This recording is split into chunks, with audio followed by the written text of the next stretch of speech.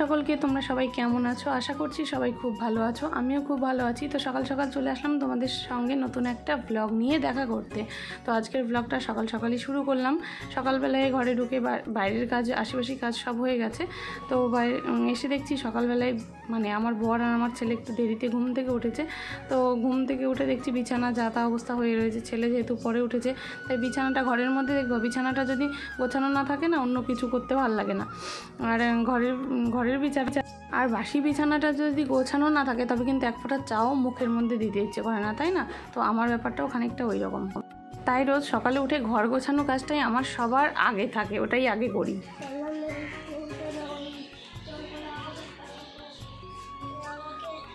পাইনি বলো আবার।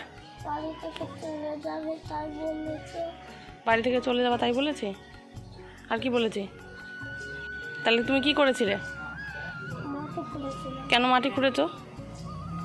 আর বদমাইশি করবে? আর দুষ্টুমি করবে তুমি? আর দুষ্টুমি করবে শোনা? আমি তোমাকে বললাম, তুমি কি আর দুষ্টুমি করবা? মনে থাকবে তো? ঠিক আছে, তাহলে আমি তোমাকে আর বকবো না, ঠিক আছে? চলো ব্রাশ করবে। সকালবেলায় ঘুম থেকে উঠে ব্রাশ করে বই পড়তে বসতে হয়, খেলতে নেই। চলো চলো চলো করতে, ব্রাশ করতে হবে। চল কলে চলো। হ্যাঁ চলো বললাম তো।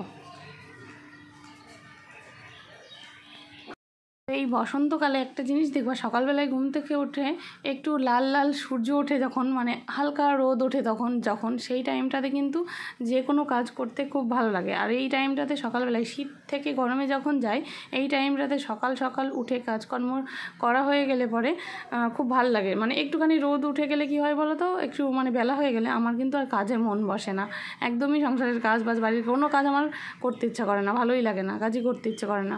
মনে হয় যেন একটুখানি বেশি সকালে উঠবো, বেশি সকালে উঠে কাজকর্ম করে নেব, তারপরে ফ্রেশ হয়ে যাব, একদম ফ্রেশ হয়ে যাব। রোদ যখন হালকা উঠবে তখন মোটামুটি চা নিয়ে বসবো, এরকম একটা ব্যাপার। একটু বেলা হলেই আমার আর ইচ্ছা করে না। তাছাড়া আমার তো সকালবেলায় ওঠা মোটামুটি অভ্যাস আছে, তোমরা জানো। সকালবেলায় আমি ছেলেকে স্কুলে নিয়ে যাই বলে ওই জন্য সমস্ত কাজ আমাকে একা হাতে সামলাতে হয়। ওই জন্য সকালবেলা তো আমি মোটামুটি উঠি, রেগুলারই অভ্যাস। ওই নির্দিষ্ট একটা টাইম আসলে না, আমার কিন্তু আর বিছানায় পিঠ ঠেকাতে পারি না, মানে বিছানায় শুয়ে থাকতে পারি না। ওই টাইমটা আসলে এমনিতেই অটোমেটিক্যালি আমার ঘুম ভেঙে যায়। রান্না বান্নাতে দেরি হয়ে গেলে আমার বর মশাইয়ের স্কুলে যেতে দেরি হয়ে যাবে।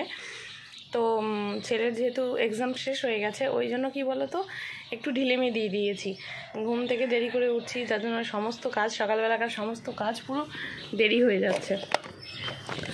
ওই জন্যই মানে মেনলি সারা বছর ধরে ছেলের স্কুলের কারণেই তো একটুখানি বেশি তাড়াহুড়ো করি।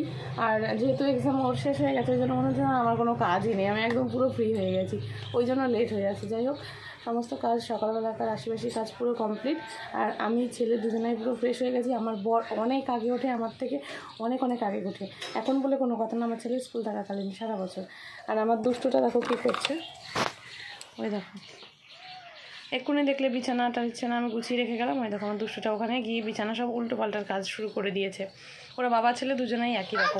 দুধটা রয়ে গেছে কালকে রাতে, আর দুধটা খাওয়া হয়নি, কারণ কালকে রাতে খেয়েছিল বিরিয়ানি, যার জন্য দুধটা আর খাওয়া হয়নি। তো ওই দুধটাকে সকালবেলায় গরম করে নেব, তারপরে রান্না বান্না করবো। চলো। এই ছোলা, এই দেখো। তো এই ছোলা আমি এবার প্রেশার কুকারে দিয়ে দেবো। একদিকে দুধ গরম হবে আর একদিকে প্রেশার কুকারে ছোলাটা সেদ্ধ হতে দেবো। তার কারণ একটুখানি ইচ্ছে আছে পনিরের তরকারি করব ছোলা দিয়ে। তো সেই জন্যই, যেহেতু সকালবেলায় ভিজিয়েছি, একটুখানি না সেদ্ধ করলে হবে না, প্রেশার কুকারে দিলে তাড়াতাড়ি সেদ্ধ হবে, সেই জন্য প্রেশার কুকারেই দিচ্ছি। ছোলার তরকারি করলে আমি আগের দিন সন্ধ্যেবেলাতেই ভিজিয়ে দিই, আর আগের দিন সন্ধ্যেবেলা ভেজালেও পরের দিন 2টো সিটি হলেও মেরে নিই সকালে।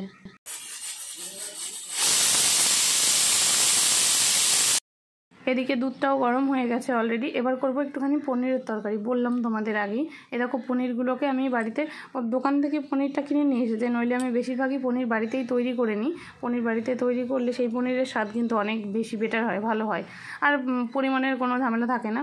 আর দোকান থেকে কিনে নিয়ে এসেছে, ও একটা চাক ধরেই কিনে নিয়ে এসেছিলো, আমি ওটা বাড়িতে এসে পিস করে নিলাম। আর এখানে লবণ হলুদ দিয়ে পনিরটাকে মেখে নিচ্ছি, এবার ভেজে নেব। পনিরটাকে ভেজে নিয়ে তারপরে আমি পনিরের তরকারি করব। কি বলো তো, সকালবেলাটায় আমার বরকে যদি 3 বেলাতেই রুটি দেওয়া হয়, রুটি খেতে এত বেশি ভালোবাসে, 3 বেলাতে রুটি করে দিলেও 3 বেলাতেই রুটি খাবে, ওর আর একটা কথাও হবে না, মানে রুটি খেতে এত ভালোবাসে। আর আমি একদমই অপোজিট, মানে যখন মাসে 2টো করে একাদশী পালন করি, একাদশীর দিন আসলে আমার খুবই কষ্ট হয়, আমি যেহেতু রুটি খেতে পারি না। আর দেখো তোমাদের সাথে গল্প করতে করতে অলরেডি পনিরের তরকারি আর রুটি হয়ে গেছে, আমার বরকে খেতে দিয়ে দিয়েছি পনিরের তরকারি, রুটি, আর হলো এটা আছে পেঁপে, পাকা পেঁপে। যাই হোক, এগুলো দিয়ে ওকে খেতে দিয়ে দিয়েছি। আর তারপরে ভাবলাম আমি খেতে বসবো, এরকম সময় একটা পার্সেল আসলো। তো পার্সেলটায় অনেক কিছুই অর্ডার দেওয়া ছিল, মোটামুটি 4-5টা জিনিস কসমেটিক্সের আমার অর্ডার দেওয়া ছিল। তার মধ্যে কোনটা এসেছে, বক্সটা দেখেই মনে হচ্ছে ছোট। তারপরে 10 মিনিট পরে আরেকটা পার্সেলও এসছে, তো সেটাও ভিডিও করে নিয়েছি। দেখো আমার একটা ক্রিম এসেছিলো, তাই ভাবছি এইটুকুনি একটা পার্সেলে একটা জিনিসই আসবে হয়তো। যাই হোক, আমি লোটাসের ক্রিম ইউজ করি, লোটাসের ক্রিমটা এসেছে। লোটাসের ক্রিমটা আমার স্কিনের জন্য বেশ, মানে আমি অনেক ধরনের ক্রিমই মোটামুটি আগে পরে ইউজ করেছি, মোটামুটি লোটাসের ক্রিমটা বেশ শ্যুট করে গেছে মুখে, বেশ ভালো রেজাল্ট পাচ্ছি আর কি। যাই হোক, আর তারপরে এই যে বক্সটা আনবক্সিং করছি, এটা দেখতে পাচ্ছ, এই বক্সটাতে এসেছিলো হলো এই তো হিমালয়ের ফেস ওয়াশ। আমি হিমালয়ের ফেস ওয়াশটাই আমি ইউজ করি সারা বছর, বিয়ের আগে থেকে ইউজ করি, এখনও পর্যন্ত করছি ওটাই। আমার হিমালয়ের ফেস ওয়াশটা বেশ ভালো লাগে, ওটাই আমি ইউজ করছি। তারপরে আমি একটুখানি পনিরের তরকারি নিয়ে খেয়ে নিলাম। তো যাই হোক, সারা বছর এই মানে এই রুটি তরকারি আমার বরকে দিলে সারা বছর 3 বেলাতেই খেতে পারে, ওর কোনো প্রবলেম নেই। কিন্তু আমি খেতে পারি না, আমার একটুখানি প্রবলেম হয়। তারপরে আমি ভাত তরকারি করে নিয়েছি। আজকে সকালের মেনু এই হলো ভাত, আর এই হলো মুরগির মাংস, আর এটা হলো পুঁই শাক কুমড়ো দিয়ে চচ্চড়ি, আর এটা হলো টমেটোর চাটনি। সারাদিনের জন্য রুটি তো আমার পক্ষে সম্ভব নয়, তাই দুপুরবেলার জন্য ভাত ছিল। ও স্নান করতে গেছে, স্নান করে এসে এবার ভাত খাবে, তারপরে আমি খাবার খাবো। তো আজকের ভিডিওটা এখানেই শেষ করছি। আই হোপ ভিডিও ভালো লাগবে, ভিডিও ভালো লাগলে লাইক শেয়ার কমেন্ট করে দিও, আর কমেন্টে জানিও কেমন লাগলো। আর নতুন ভিউয়ার্সরা অবশ্যই চ্যানেলটিকে সাবস্ক্রাইব করো। ভালো থেকো, আর অপেক্ষা করো আমার পরবর্তী ভিডিওর জন্য।